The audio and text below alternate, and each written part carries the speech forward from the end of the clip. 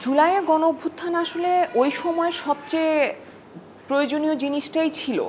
মানে ওই সময়ের জন্য ওইটা সবচাইতে জরুরি দরকার ছিল। এবং এই অভ্যুত্থানে আসলে এক একজন এক একটা কারণে এসেছে, কিন্তু সবার একটা উদ্দেশ্য, মানে এক এক জায়গায় একটা উদ্দেশ্যে সবাই একমত ছিল, সেটা হচ্ছে যে এই স্বৈরাচারী সরকারের পতন ঘটানো। তো সেইটাতে যখন সবাই একমত ছিল তখন তারা এই আন্দোলন দরকার ছিল করেছে, কিন্তু তার পরবর্তীতে বাংলাদেশের সিচুয়েশন কি হবে সেইটা তো আমরা অনেক স্বপ্ন দেখতে পারি, আমরা অনেক আশা করতে পারি। আমি একটা সাম্যের বাংলাদেশ চাই, আমি একটা ন্যায় বিচারের বাংলাদেশ চাই, আমি আমি চাই যে আমার এখানে নারীরা স্বাধীনভাবে তার অধিকারগুলো বুঝে পাবে। আমি এরকম একটা বাংলাদেশ চাই। আমি চাই এই বাংলাদেশে যারাই নাগরিক তারা তার নিরাপত্তাটা বুঝে পাবে।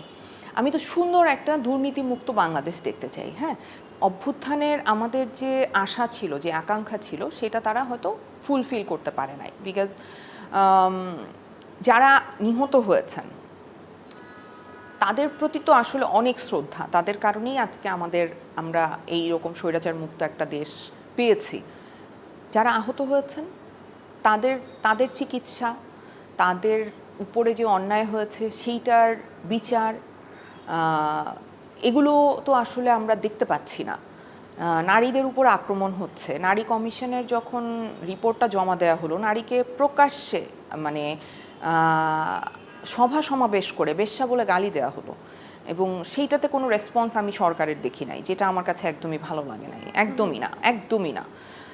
আর যেইভাবে আসলে হাসিনা সরকারের আমলে যেরকম ভুয়া মামলা, হয়রানিমূলক মামলা, এই মামলা ওই মামলা, মানে জেলে পুরে দাও, এই করো সেই করো, সেগুলোও তো এখন আমি দেখতে পাচ্ছি।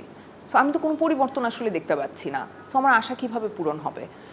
আমার আমার স্বপ্ন তো আসলে একটা সাম্যের বাংলাদেশ, একটা ন্যায় বিচারের বাংলাদেশ। আমি এমন বাংলাদেশ দেখতে চাই যেখানে কোনো দুর্নীতি নাই। এখন এই বাংলাদেশ কিভাবে আমি পাবো?